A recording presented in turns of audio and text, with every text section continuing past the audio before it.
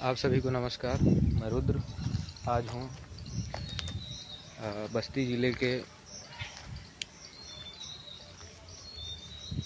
करण मंदिर पे। करण लोग कहते हैं मगर इसका शुद्ध नाम कड़र है, कड़र खास में। और ये पीछे हमारे शिव मंदिर है, उधर जो घेरा हुआ है।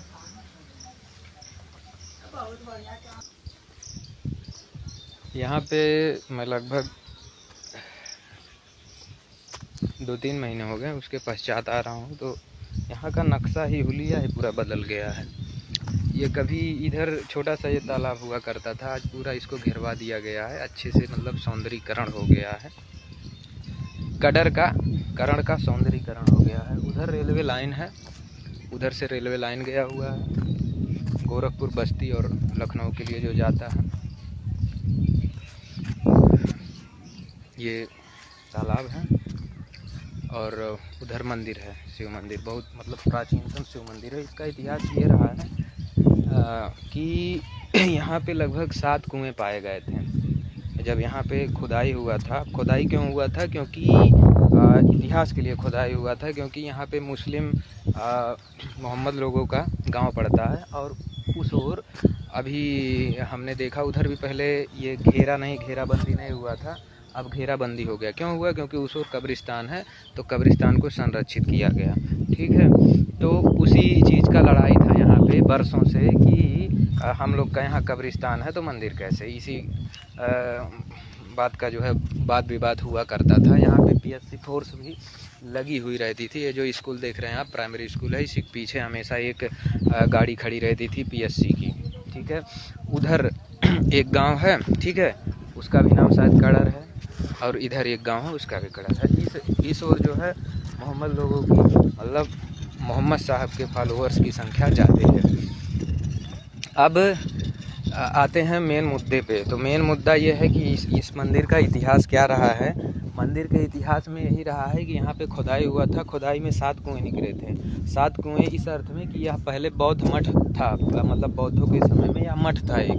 अभी भी यहाँ पे देखेंगे तो मंदिर की तरफ उधर पीछे मेरे देखेंगे ना, ठीक है, उधर ऊंचा टीला टाइप का लग रहा होगा। ठीक है, तो टीला टाइप का अभी भी दिखता है, और जहाँ पे कब्रिस्तान का बाउंड्री हुआ है वो भी टीला टाइप का दिखता है। तो निसंदेह यह था ही बौद्ध मठ, या प्राचीन समय का जो भी मठ था ये। और इसका मैंने वीडियो भी देखा है। यहाँ के जो महंत थे, मतलब पुजारी थे, उन्होंने खुद कहा था कि यहाँ पे खुदाई में 7 कुएं निकले थे बाहुली, और ऐसा प्रमाण मिला है कि यह बौद्ध मठ था। ठीक है, तो अभी मैं हूँ, इसको बोला जाता है कड़र खास में। उधर बस्ती का चीनी मिल है जो कि अब बंद हो चुका है। ठीक है, उधर, और उधर रेलवे स्टेशन भी है। यहाँ से लगभग 3 किलोमीटर पे बस्ती रेलवे स्टेशन है। और इस साइड में ओडवारा पड़ता है, एक रेलवे स्टेशन, छोटा सा गांव है, और उसके आगे मुंडेरवा, और फिर सीधा गोरखपुर निकल गया रास्ता। ये मेरे बगल में बाएं साइड में NH27 पहले 28 हुआ करता था, अब जो है 27 नेशनल हाईवे, जो कि मुजफ्फरपुर का नेशनल हाईवे है लखनऊ से। ठीक है, अब तो यही है कि हमने देखा यहाँ पे काफ़ी बदलाव हो गया। ठीक है, ये जो संरक्षित हुआ है पूरा बहुत अच्छा लग रहा है। ठीक है, और इधर एक बैर का यहाँ पेड़ हुआ करता था, वहाँ का भी फ़ोटो हमने डाल रखा था, वो भी कट उट गया और ऐसा हो गया। और उधर कब्रिस्तान का घेराबंदी हो गया। देखिए, कुछ चीज़ें सही लगती हैं तो कुछ चीज़ें विकृत हो जाती हैं। पहले हम लोग जहाँ यहाँ पे आते थे, जो हमें वातावरण मिलता था यहाँ का शांतिपूर्ण वातावरण, खोया तो नहीं है वो, लेकिन जो एक खुलापन था ना, वो ख़त्म हो गया है। अब यहाँ पे जो आएगा उसको पहला नंबर तो वो जो वाल दिख रहा है, बाउंड्री दिख रहा है, दीवार दिख रहा है, वो दिखेगा। और ये जो खुला हुआ क्षेत्र था, खुला हुआ क्षेत्र अब उसको नज़र ही नहीं आएगा। ठीक है, हम लोग आए उधर से देखें, बहुत ही बुरा लगा कि यार ये क्या, तो घेराबंदी हो गया। फिर आए यहाँ पे एक भैया जी थे, उनसे हमने पूछा, यहाँ पे संत रविदास जी का मंदिर भी है। संत रविदास जी का मंदिर ये जस्ट मेरे पीछे है, देख सकते हैं, संत रविदास जी का।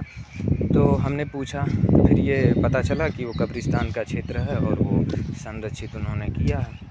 तो अब मैं आगे से दिखाना चाहूँगा आप लोगों को, आगे से इसका देखिए किस टाइप का है। उधर ट्रेन भी जा रही है।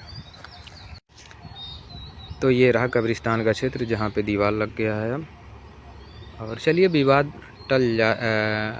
विवाद जो था विवाद टल गया होगा, तभी तो दीवार लगा। इधर जो है संत रविदास जी का मंदिर, इधर शिव जी का मंदिर है, बहुत बड़ा शिवलिंग है। और इधर जो है पीपल का वृक्ष है। देखिए ट्रेन हल्का हल्का आपको दिख रहा होगा, ट्रेन जा रहा है। देखिए उधर निकला ना ट्रेन, ये सीधा बस्ती रेलवे स्टेशन पे ट्रेन रुकेगा। अब ये चीज़ें हैं। तो मेरा यही कहना था कि कहीं ना कहीं इस स्थान का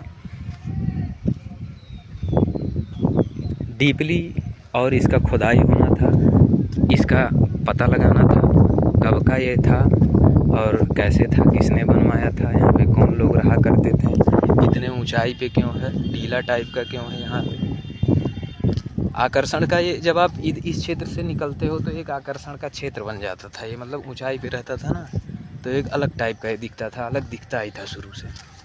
और उधर भी कब्रिस्तान है, और कब्रिस्तान या ऐसे ही कुछ है, और एक प्राइमरी स्कूल है। और ऐसे रोड निकल गया है उधर अंदर से जो रोड गया है बस्ती कांटे मार्ग, गोरखपुर मार्ग, उस पर मेढक बोल रहे हैं बरसात आने वाला है, निसंदेह बारिश होगा तो यहाँ पे पानी लग जाएगा। ये रहा शिव मंदिर। तो इस वीडियो को मैं अपलोड कर रहा हूँ, आप लोग अपनी प्रतिक्रिया, अपनी राय अवश्य इसमें दें। मेरा मित्र आज आया है बांसी से घूमने के लिए, तो हमने कहा चलते हैं उधर ही घूमते हैं। तो अपनी प्रतिक्रिया, अपना राय अवश्य दें। मैं रुद्र आप सभी से फिर मिलता हूँ, तब तक के लिए नमस्कार। ये देखिए यहाँ कुछ इस प्रकार दीवार उठवा दिया गया है। पहले की वो शोभा नहीं रही यहाँ की। तो दोस्तों एक बार पुनः आपका स्वागत है आपके अपने YouTube चैनल हनी हार्दिक आर्ट्स में, और आप देख रहे हैं कार्यक्रम महिमा भोलेनाथ की। महिमा भोलेनाथ की इस कार्यक्रम के दौरान आज हम कर्णेश्वर महादेव की कथा के बारे में दिखा रहे हैं। जैसा कि अभी इसके पूर्व मैंने आपको बाबा के अद्भुत दर्शन कराए, और यहाँ के जो भी धर्मशाला और अन्य मंदिर है, हनुमान जी, माता जी का, सभी के आपको हमने दर्शन कराए, यहाँ की विशेषता बताई। लेकिन यहाँ की पौराणिक कथा क्या है, कब से इनकी उत्पत्ति हुई है और कब से ये पूजन अर्चन में इनका प्रचलन है, कर्णेश्वर महादेव की महिमा क्या है, उसके बारे में यहाँ पर श्री राधेश्याम शुक्ला जी जो मंदिर के वकील भी हैं, क्योंकि एक जो है विवाद था वो वही स्पष्ट करेंगे किस वजह से उनको वकील यहाँ का नियुक्त किया गया है। तो सारी कथा की जानकारी अब शुक्ला जी से जो है वकील साहब से हम लेते हैं। तो आप बने रहे वीडियो में, और वीडियो को बिल्कुल भी स्किप मत करिए, वीडियो को पूरा देखें। और अगर अभी तक आप हमारे चैनल हनी हार्दिक आर्ट्स पर नए हैं और सब्सक्राइब नहीं किए तो यूट्यूब पर जाए, हनी हार्दिक आर्ट्स को सर्च करें और चैनल को सब्सक्राइब करें और जुड़े कार्यक्रम महिमा भोलेनाथ की। तो चलिए वकील साहब का स्वागत करते हैं। वकील साहब का बहुत बहुत स्वागत है। और बाबा कर्णेश्वर महादेव की कथा के बारे में बताइए, दर्शकों को बहुत बहुत स्वागत है। बताया जाता है कि महाभारत युद्ध के पहले भगवान कृष्ण ने कर्ण से पूछा कि अगर तुम्हारा अर्जुन से मुकाबला हो जाएगा तो तुम क्या करोगे। तो उसने कहा कि हम जो भोलेनाथ तय करेंगे वही करेंगे। कर्ण यहाँ पर पूजा करने आया था और तभी से कर्ण मंदिर धाम, इसका गांव का नाम कर्ण पड़ा और कर्ण मंदिर का धाम है। अब कर्णेश्वर मंदिर पड़ा। अब ये मंदिर तब से बहुत प्राचीन है। इस पर बौद्धों ने आक्रमण किया और इसको ध्वस्त करके यहाँ पर तमाम बौद्ध मठ बनाया। 1892 के नक्शे में इसमें 27 कुएं बने हुए हैं। ऐसे कुएं बौद्धों के मठ में देखे जाते हैं। बौद्धों के कमज़ोर होने के बाद इस्लाम वालों ने आक्रमण किया और इसको कब्रिस्तान बना दिया। क्षेत्रीय जनता यहाँ की जागरूक हुई। भगवान भोलेनाथ वही थे जो कर्ण ने पूजा किया था। 1935 में यहाँ की जनता जागरूक हुई और 10 सालों के संघर्ष के बाद 1945 में विशाल शिव मंदिर का निर्माण किया। मंदिर का निर्माण करने के बाद तब मुस्लिम संप्रदाय ने अदालत में मुकदमा दाखिल किया कि हिंदुओं को पूजा पाठ करने से मना कर दिया जाए और ये ज़मीन कब्रिस्तान घोषित कर दी जाए। मुसलमान अपना मुकदमा जनपद न्यायालय से हार गए, उच्च न्यायालय से हार गए। सर्वोच्च न्यायालय में 27/8/96 को एक निर्णय हो गया कि चूँकि दो संप्रदायों का मामला है, दोनों की भावना का आदर करते हुए इस ज़मीन को हम 2 भागों में बांट देते हैं, आधा हिंदू ले ले और आधा मुसलमान ले ले। लेकिन बंटवारे में हिंदू को प्राथमिकता दी जाएगी। वो अपने चॉइस को सिलेक्ट करेंगे और जब अपने चॉइस के अनुसार भूमि सिलेक्ट कर लेंगे तभी दूसरे संप्रदाय को मिलेगी। अभी वह मुकदमा सर्वोच्च न्यायालय का जो निर्णय हुआ अभी जिला न्यायालय में विचाराधीन है। हिंदुओं के चॉइस के अनुसार उसको भूमि नहीं मिल रही है, न सर्वोच्च न्यायालय की मंशा के अनुसार निर्णय एग्जीक्यूट हो रहा है। यह विवाद चल रहा है। उच्च न्यायालय ने देखा कि नहीं, जिला न्यायालय इसमें गलती कर रहा है, तो उच्च न्यायालय ने कहा नहीं, इस मामले को हम देखेंगे और पूरे मामले को स्थगित कर दिया और कहा हम इसको देखेंगे। सर्वोच्च न्यायालय की मंशा के अनुसार ही होगा। इसलिए मुकदमा सर्वोच्च न्यायालय से स्थगित है। ये विवाद कब हुआ था, विवाद के बारे में थोड़ा सा बताइए, मतलब कैसे क्या यहाँ पर क्या हानि हुई थी, आपको थोड़ा बहुत उसके बारे में अब हानि क्या, जब कब्रिस्तान हो गया 10 वर्ष हिंदुओं ने संघर्ष किया, सन 35 से 45 वर्ष 10 वर्ष संघर्ष किया क्षेत्र की जनता ने, और क्षेत्र की जनता के सहयोग से संघर्ष करते करते सन 45 में अपने उसी पुराने स्थान पर, उसी शिवलिंग पर, उसी चबूतरे पर मंदिर का निर्माण किया। और उसके साथ जानकारी और दीजिए आप, जैसे ये कर्ण महादेव है, कर्ण के नाम से जो है, तो इसी से खाली सिद्ध होता है कि द्वापर योगीन है, कि कोई और कथा है या कोई और प्रमाण ऐसा कुछ मिलता है? मंदिर तो पुराना था, कर्ण ने चूंकि यहाँ पूजा पाठ किया, मात्र कर्ण के नाम के वजह से ही इनको द्वापर योगीन कहा जा रहा है। हाँ। कि कोई और भी कोई अब और कोई साक्ष्य तो है नहीं। अच्छा, मतलब उस नाम को जोड़ते हुए द्वापर से जोड़, हाँ, कि बदलती चली आ रही, लोग ऐसा बता रहे हैं, वही सब लोग जानते हैं। ये आदि देव है, यहाँ प्रकट हुए हैं, इनको सारे लोग जानते हैं। अच्छा, ये यहाँ न किसी के स्थापित किए हुए महादेव नहीं हैं, स्वयंभू हैं। इस लिंग को किसी के स्थापित करने की कोई इतिहास नहीं मिलता, किसी ने स्थापित किया हो या किसी ने मंदिर का निर्माण किया, स्वयंभू प्रकट है ये। जी। हाँ। और बौद्ध मठ के बारे में बताइए थोड़ा सा, मतलब इस एरिया में जो भी कहाँ पे कैसे क्या था? अभी यहाँ पर कुआं है, हाँ। उस कुएं में 2000 वर्ष के पूर्व की ईंटें लगे हुए हैं। अच्छा, कुएं में ईंटें, हाँ। वो 3-3 फुट चौड़े और 2-2 फुट चौड़े ईंटें लगे हुए हैं, बौद्ध कालीन ईंटें लगे हुए हैं। कुएं हैं, पतली पतली कुएं जो होते हैं बौद्धों के मठों में मिलते हैं। जी जी जी। 27 कुएं 1892 के नक्शे में बने हुए हैं। हाँ, इससे यह कहा जाता है कि चूंकि बौद्धों का यहाँ पर स्थापना था, जी जी। बौद्ध स्थापित हुए, और बौद्धों ने तमाम मंदिरों को तोड़ा भी, अपने धर्म का प्रचार करने के लिए नष्ट भी किया। तो जैसे बौद्धों ने यहाँ इनको नष्ट किया होगा, हाँ, फिर नया जीर्णोद्धार मतलब कैसे हुआ? मतलब अब बौद्धों के बाद तो इस्लाम आ गया। हाँ, हिंदू धर्म तो कमजोर ही था, कमजोर था। इस्लाम आ गया, उसने कब्जा कर लिया अच्छा, और उसने कब्रिस्तान बना दिया। ये तो फिर इनका जीर्णोद्धार कैसे हुआ? मतलब कैसे फिर जो है नए तरीके से नवनिर्मित? 1925 में जब शुगर मिल बस्ती बनी, हाँ, तो ये जंगल हो गया था। जंगल हो गया तब था, क्षेत्रीय जनता इस रास्ते से जाने लगी। जाने लगी। जब जाने लगी तब देखा इस जंगल में शिवलिंग को, तब जानने की इच्छा व्यक्त, तो देखा विशाल शिवलिंग है, चबूतरा है।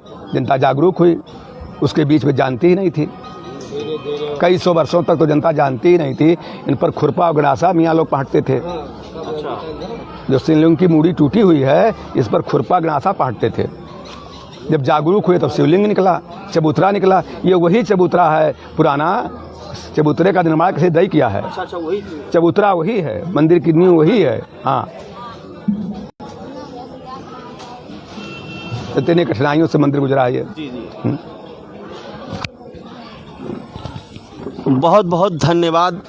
यहाँ पर वकील साहब ने बहुत ही अच्छी और रोचक जानकारी दी।